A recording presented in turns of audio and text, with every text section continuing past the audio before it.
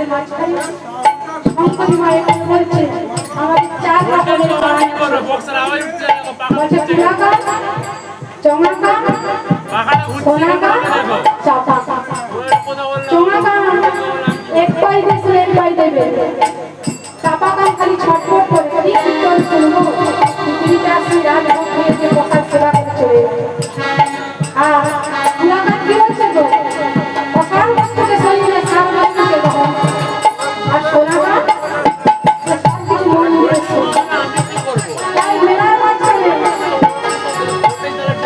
সবাই গান শুনছে আর শঙ্কর কি শুনছে গো শঙ্করীকে কে যেন ডাকছে মা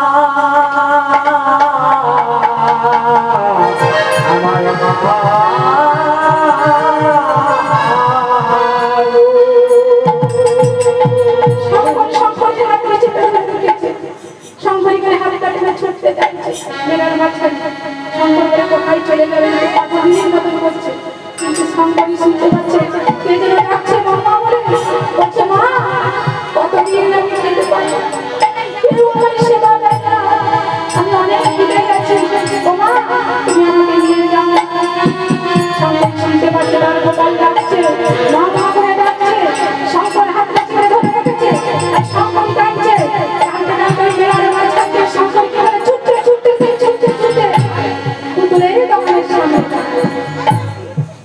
আমার পুতুলের দোকানের কাছে চিনতে পারছে তাকে যেন কেউ মা মা বলে ডাকছে আর শঙ্করীকে পুতুল দোকানে কি বলছে জানো তো দাও আমার ছেলেকে ফিরিয়ে দাও দাও আমার ছেলেকে ফিরিয়ে পুতুলেরা মনে করছে দেখি এত বড় মেলার মাঝখানে এবার কে পাগলি কে ছেলে ছেলে বলছে কোথায় ভগবান করছে শঙ্কর করতে বলছে দেখি শঙ্করী বিবাহিত শঙ্করের ছেলে আছে এই মুখ আমি কাকে দেখাবো আমি বাড়িতে যাই কি করবো আমি চিন্তা হয়ে চলে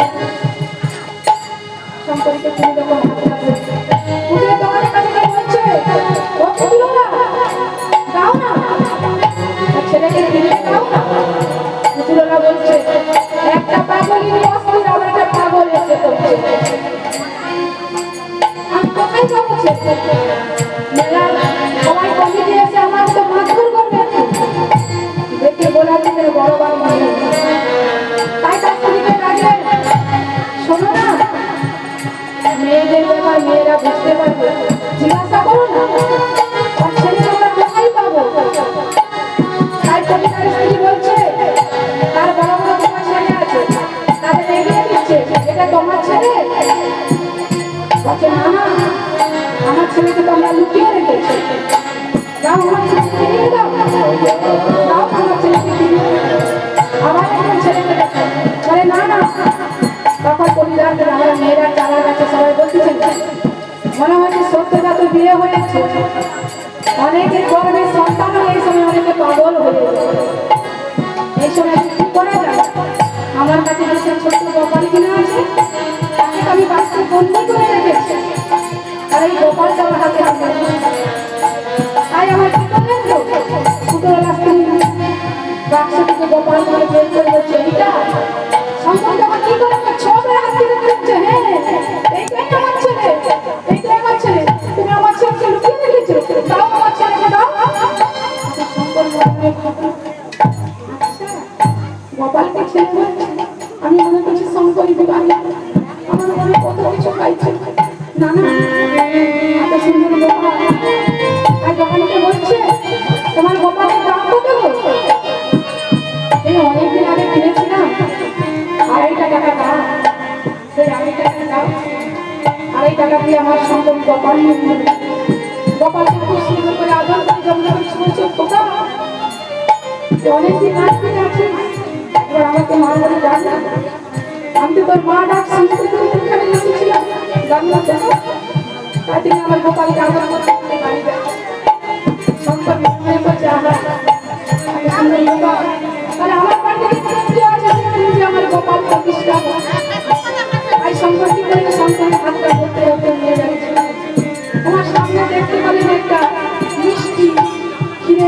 ঠাকুর এসেছে।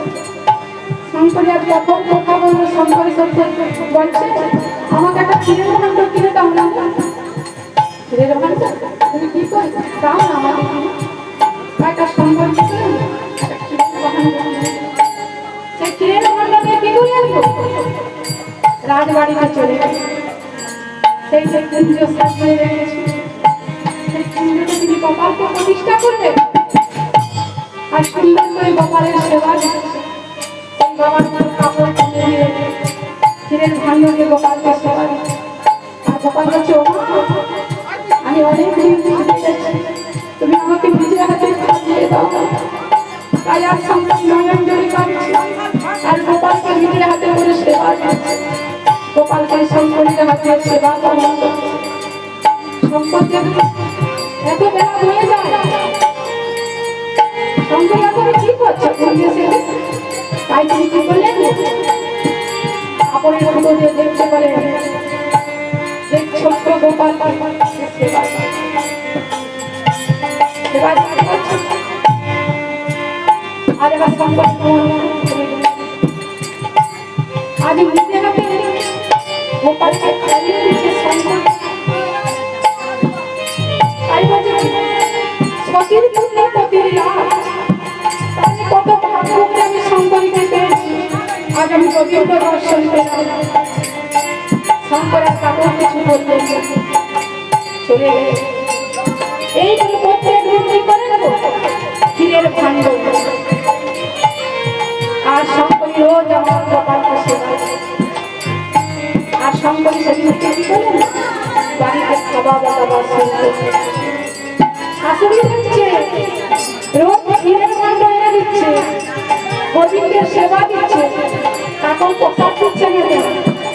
আমার এই বাড়িতে আজ কি করছে তো, গোবর্ধনধারী ঠাকুর এসেছে, কেউ যদি না প্রসাদ পায় মানুষের মনে তো দুঃখ হবে যে এত সুন্দর সুন্দর শাশুড়ি গোবিন্দ সেবা হচ্ছে, প্রসাদ পেলাম না।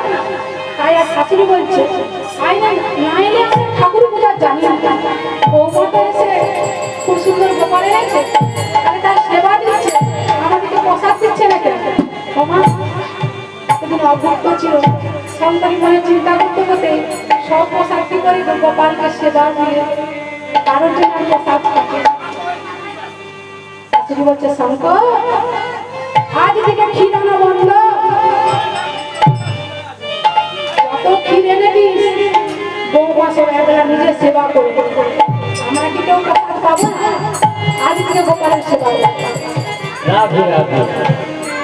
শঙ্কর মনে মনে চিন্তা করলো মাকে আমি কি করে বলবো, মাকে আমার কথা শুনে।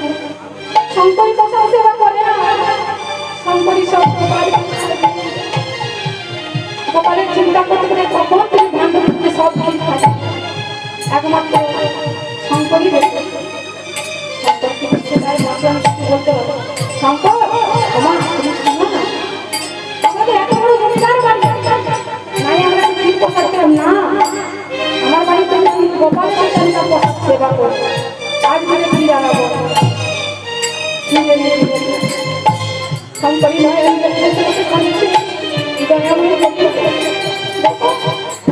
পরের বাড়িতে বলবো আমি কি করি তোমাকে সেবা।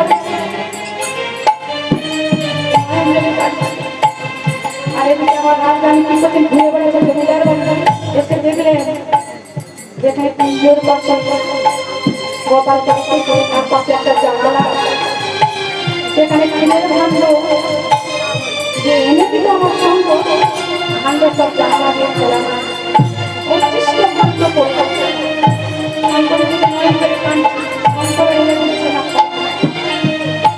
গোপালের বলছে মা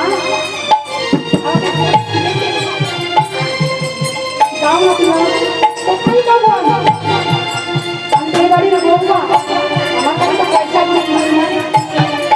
ওই যে মা অনেক 25টা ভাঁড় পড়ে তাকে অনেক দিন লেগে আছে, আমাকে মুখে মুখে খাইয়ে দাও। আর এদিকে রাজরানী কি করছেন তো জমিদার সবাইকে ডেকে পাঠালেন, বলছে 25টা ভাঁড় সব পরিষ্কার করে দাও, আজ এবার আপনার ঘুরে ভাঙা আছে।